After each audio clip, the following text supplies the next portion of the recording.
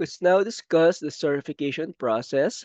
But before we do that, let's first discuss the certification process in the context of the entire CalPADS work that LEAs do. So, of course, you submit your files to CalPADS.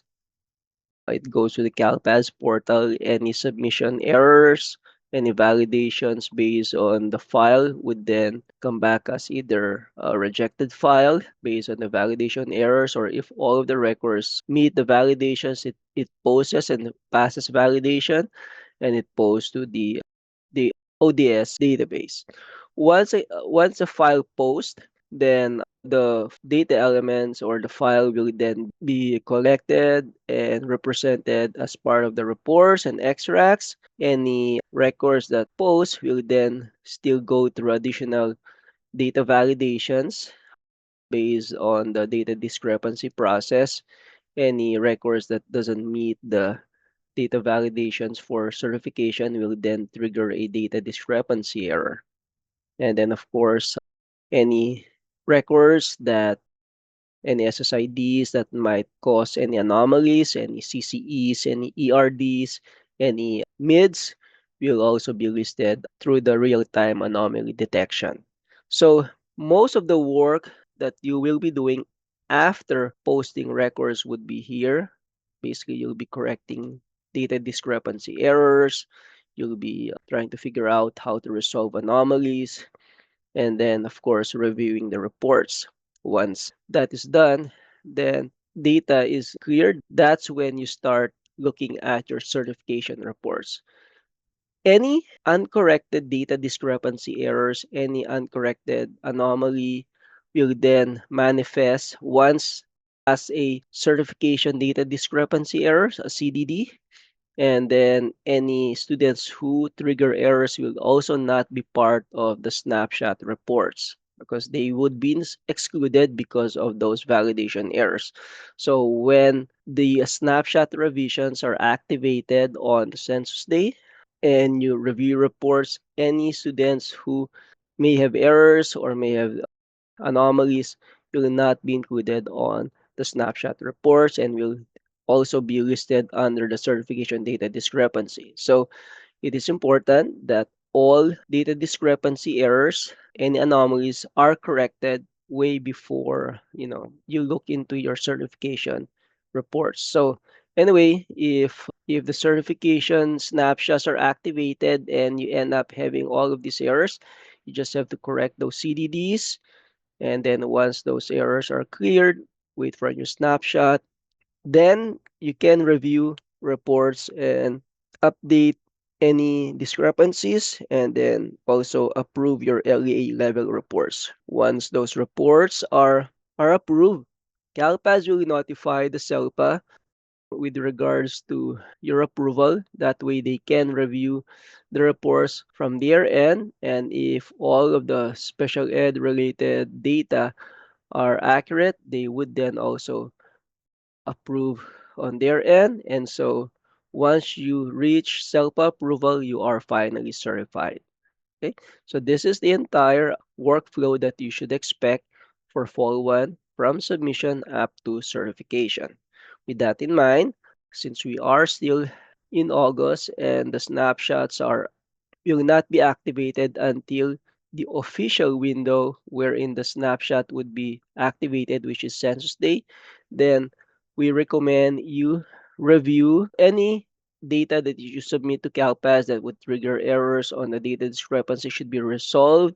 And once those data are cleared, you may also be able to review real-time reports. So this brings us to this next slide, which is the data discrepancy correction and real-time reports. So this is just to emphasize that you don't have to wait for the snapshots to be activated. If you are a early starter with CalPAD submission, you really don't need to wait for the snapshots to determine if you have errors or have a ballpark figure of your counts on the reports. So once you submit your data, you upload those data to CalPADS, you clear all of the data discrepancy errors every day that you introduce any file. So once this is clear, then you can Alternatively, look at your reports, fall one reports, to see if your counts are around the same counts that you expect for this fall one submission. So gone are the days where you have to wait for census day to see if you've triggered any certification errors, any CDDs, or if your counts are low. You can now see that real time by resolving your data discrepancies, looking at data discrepancy section, as well as looking at your real-time reports. So this brings us to our demo. Are you in staging, Kyron? I am in test. All right, so let's now do a demo on the certification process. Obviously, to be able to certify your data, you need to have the data certifier role assigned to you and also the reports role to be able to look at certification page and run the reports. You also have to have the SENR edit as base and all of those, views, and also the anomaly contact role to be able to at least manage your anomalies. So anyway, to access certification, you just go to certification status, and then obviously I'm using a state role, so if you are an LEA, it should bring you directly to your LEA level certification status page. So click on this. So you should have your LEA certification status approval page. So we currently do not have any information for 24-25 as of this session. However, this will just explain to you the different functionality for fall one. Okay. So for fall one, just click on the fall one certification page here. All right. So by default, if you haven't self-approved or LA approved or made any revision changes, by default, you will see a revised uncertified version. So this is how the certification details LEA level looks like. So you have the module here, which provides you the different information with regards to the current certification status that you have. This is your recently generated snapshot, and this is the timestamp when that snapshot was created. You also have your revision ID, you have your CDD run and begin date, and CDD run and completion date. I will explain the importance of this with regards to the timing when correcting data. And then you have your error count. So you have your summary information here. And then you will also see your required SELPA approval information. So since this is test, we are in a test environment. We don't have any SELPA associated to this, but if you are an LEA, you should be able to see the SELPA you are under in and who will be approving the SELPA approval status. You also have your certification validations, right? So this is where you would see all of your certification fatal errors as well as warnings. And then you have your certification reports. These are your aggregate reports and supporting reports. Reviewing each of these aggregate reports will allow you to certify CALPADS. Your certify the LA approval in CALPADS. If you see the red X here, this indicates that you haven't reviewed the reports yet. So once you've reviewed each of these aggregate reports, it will leave a check mark. It will also activate a button here that you need to check and confirm that you approve and agree on the accuracy of the data that you've just reviewed. Checking that box will then allow you to LEA approve, which a button here should be active. Okay. But then again, you don't just look at your aggregate counts, you have to look at all of your supporting records, especially the student list, to determine if all of your students are accounted for on the aggregate reports. Again, if you have still errors in CALPADS, any student who may have certification errors, CDDs, or certification errors will not be included on the report. So it is important that you first clear all of your errors before reviewing reports. Okay. And then below here is just a revision history. So it provides you the timeline of all of your activities. Based on here, it will tell you how many revisions you've already had and all of the revision IDs that was generated, the timestamps where those revisions are created, and then of course the errors. Your LEA monitors that monitor school districts and charter schools. This is where we see if the LEAs assigned to us have continuously religiously clearing their errors or have done their work in CalPads. So bear in mind that you also have to consider the revision ID and the date stamp. So this will also help you when communicating with your SELPA with regards to wanting to have them check a certain revision. Okay.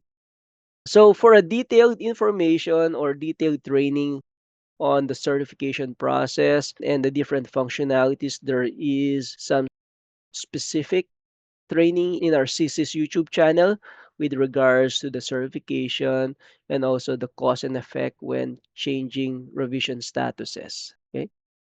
So right now you have your revision status. So more often than not, you will have a revision status of revised uncertified.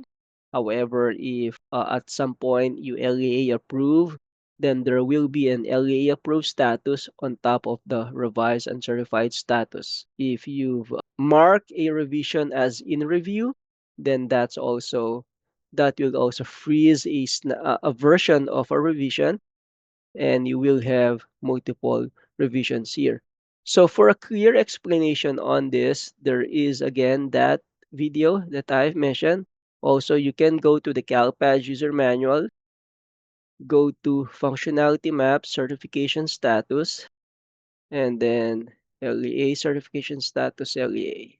So you have here the different hierarchy that will appear based on all of the combinations that you have. So by default, when we say hierarchy, the ones on the first row will be the default status that you will see once you click on certification details, regardless of the different combinations of snapshot revisions you have. So be aware that if you want to look at an in review status or revised uncertified or LEA approved, that you have to toggle between this to be able to bring up that version.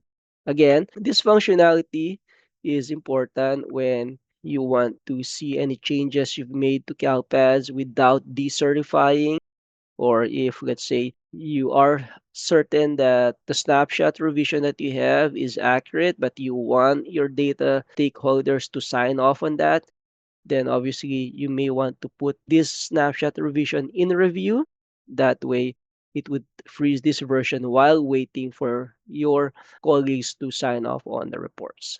So that's just an overview of the certification details.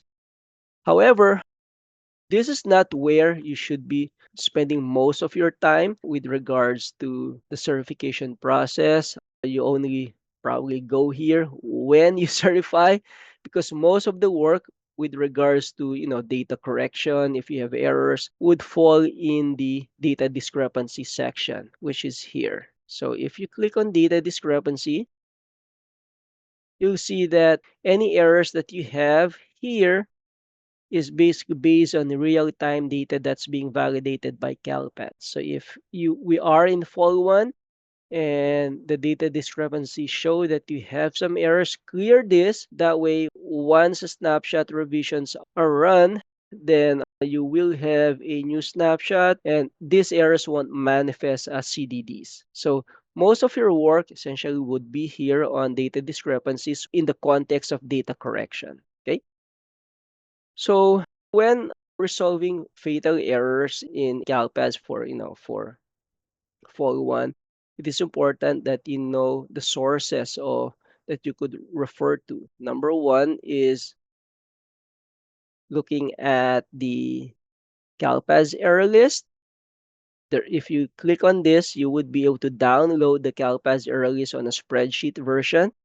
That is if you are more comfortable with working on the error list on a spreadsheet level. Okay.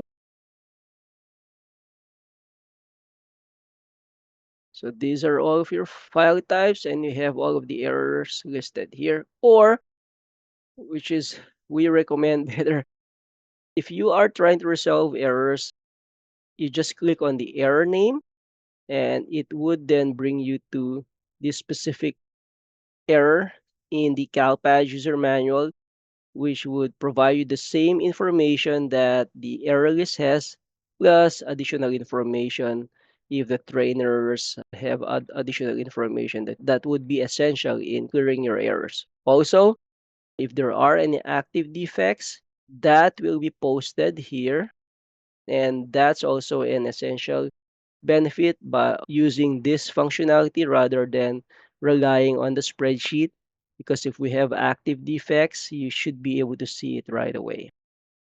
When correcting errors, that's a process. So click on this, it brings you the error list, it gives you the error count. So if if you clear any of the errors, then this where you determine or the errors that you need to clear.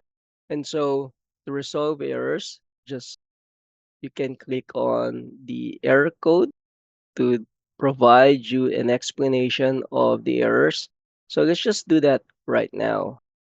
For SENR0286F1, it says here that the message says E150 exit requires new enrollment at same school within the 1 day. So if you click on that definition, it states here that the error description says if a enrollment exit code equals E150, then a subsequent SENR record must exist where enrollment start date at same school is 1 day after enrollment exit date. So the fields validated are the enrollment start and exit dates and the exit reason code.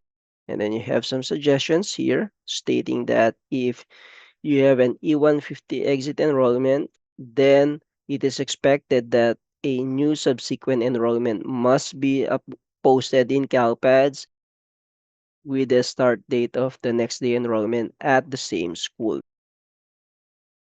Let's look at the two records that's causing the issue by clicking on the error count.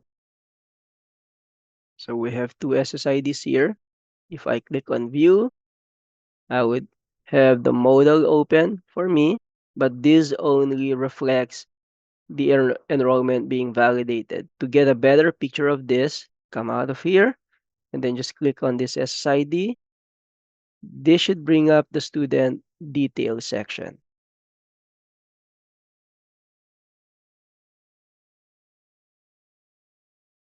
So, so it's stating here that I have an E150 as of 9/13, and so if I'm telling CalPAS that I'm exiting the enrollment as of 9/13 with an E150, CalPAS assumes that I am adding a new enrollment at the same school with a start date of 9/14. And so that's basically the error here.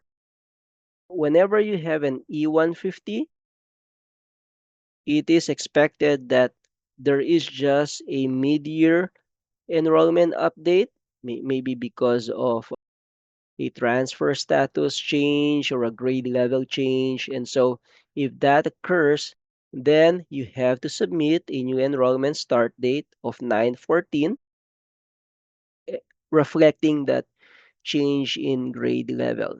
Okay, so there are two ways to resolve this. Do you have the correct exit reason code for this student? Because right now I'm seeing that the student moved to Dublin. Or did we have, were we supposed to enroll the student back on the same day? So upon further investigation, it turns out that the student left the district and moved to Dublin. And so, but then it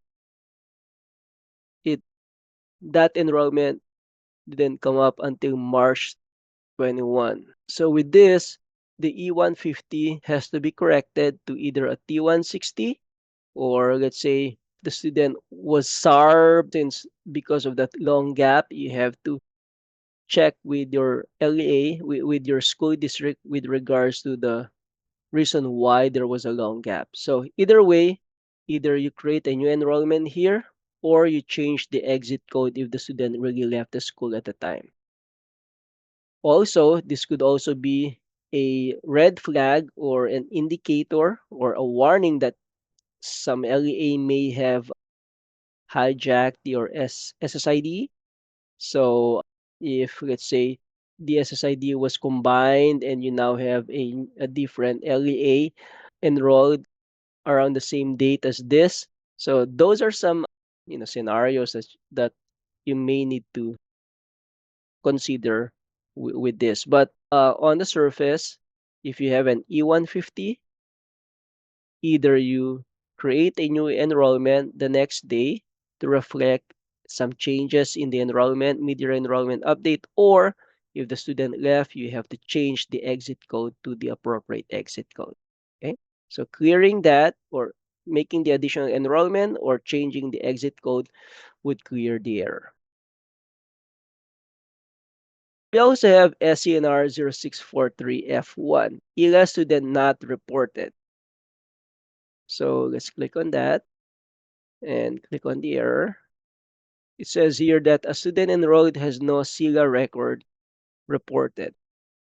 So the fields validated are the enrollment status, grade level, enrollment start and exit date, and the SELA data would be the status code and start date. And then, of course, you have your suggested resolution. So any student with enrollment status of a 10 and 30 and in grade levels K to 12 are expected to have a SELA status in CALPADS. Okay, so let's look at these 15 students that were identified. So if I click on one of the SSIDs, triggering the SENR0643F1, I click on this student.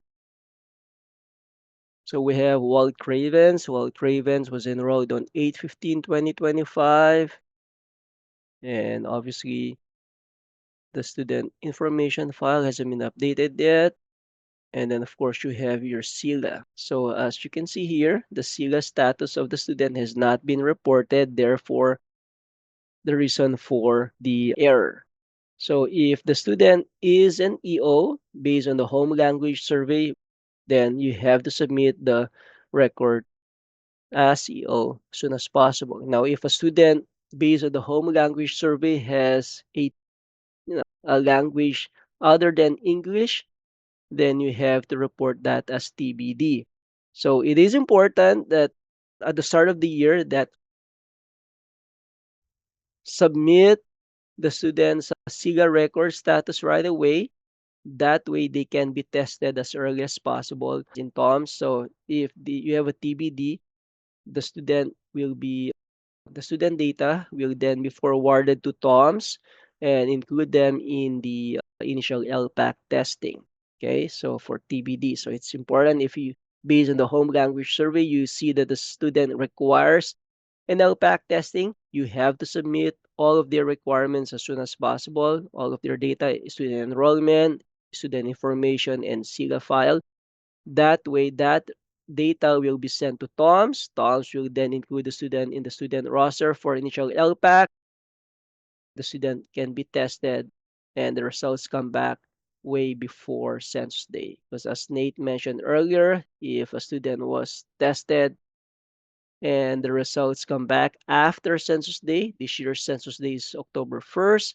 So if the test came back after census day, then the student will not qualify as an English learner on the LCFF definition. Okay, that's that. And so to correct this, just submit either a TBD, and that should clear the error, or an EO. So that's how to resolve the errors. Obviously, this is just a quick run through of resolving errors. However, there are additional resources that would help you based on the different errors that you might get. You might refer to the error list, you might refer to the valid code combinations document, you might even refer to the data guide or the SSID enrollment procedures document. All of those can be downloaded here at the bottom of CalPads. Also, with regards to any changes, any issues, any known issues, you can always just click on the active and fix known issues if you feel that your data meets all of the requirements based on the error definition, then maybe there is an existing error for that.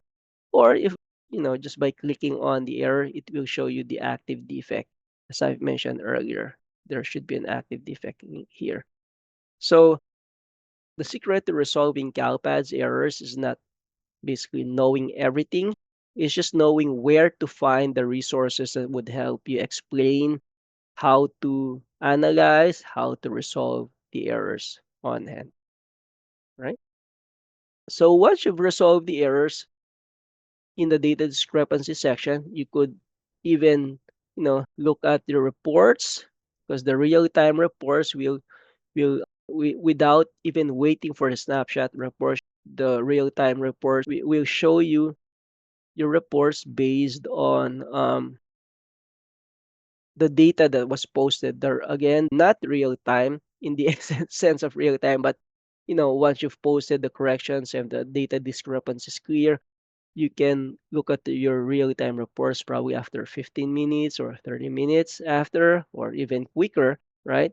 So just make sure that when you run real time reports, you just have to base it. The as of date would be as of census day. Okay. And Yeah, that shouldn't, yes. I was just gonna say real time reports means somewhat real time, like Yeah. today, not instant. Like you make the change, you go to the report, it's there. Sometime today, maybe like Kyron said, y- 15 minutes. Yeah. Reasonable time reports. Yeah, it's a real time in the context of how slow the snapshot reports are If you're a parent, think generated. about how long it takes your kids to do what you actually ask them to do. That's real time. Yeah, and so when you look at your real time reports, always match the as of date to census day. And that's just to determine, have a ballpark figure of your while waiting for your snapshot revisions to refresh. So speaking of snapshot revisions, it is important. Let's go back to the snap that you are aware of the different functionalities on the snapshot revisions. So let's go back to certification status here, and then to fall one. Let's see what we had in fall one. All right. So when checking if the changes you made in the data discrepancy has been updated as part of the revised uncertified version, you can always, you know, look at the CDD run and begin time. If the CDD run and begin time is after you've made your corrections in your data discrepancy, then chances are the changes you've made are reflected here. Also, you can basically look at your data discrepancy section and see the time. So this is 11:12. Let's just assume we've cleared everything. So the data discrepancy completion time is 8:14 at 11:30 a.m. However, my snapshot here is showing my revised uncertified was as of 8:05. So obviously, this snapshot revision is still obviously reflecting changes as of August 5th. So you will need to wait for a new revised uncertified snapshot version to ensure that any changes you've made on the data discrepancy section is updated and reflected here. And once you get a new revision status, then obviously your errors will fall off from here, and you may now be able to review your reports. So start reviewing your reports and involve your school districts or school level secretaries or any data state stakeholder who would be reviewing the specific reports that has to be certified. So another thing that you guys have to consider is your anomaly status, right? So CalPAS will not allow you to approve your anomalies when your anomaly rate is 2% or higher. So it is important that you resolve your anomalies by going to your anomaly status and looking at the anomalies that comprise the 2%. So if you have mids and CCEs or concurrent enrollments, those account for anomalies. So if enrollments that have overlapping enrollments and mids that comprise, 2% of your enrollment, then CalPAS will prevent you from certifying. So it is also important, even though you, it's also important to resolve those. Basically, part of the data discrepancy will also show anomalies. So you have to ensure that all of your anomalies are resolved or brought down to below 1% if you can't resolve everything. To resolve anomalies, go to online maintenance, anomalies management, look at your mids and CCEs. So right now we don't have anomalies. However, if you do, this is where you resolve those. So there are times when you resolve all anomalies. However, there are times where you have to wait for another LEA to submit their data or to resolve their overlapping enrollments or to exit the student from their enrollment in this current years. And so it is important to work on your anomalies as early as possible, as early as it is detected, because you will be waiting for the other LEA to correct their data as well.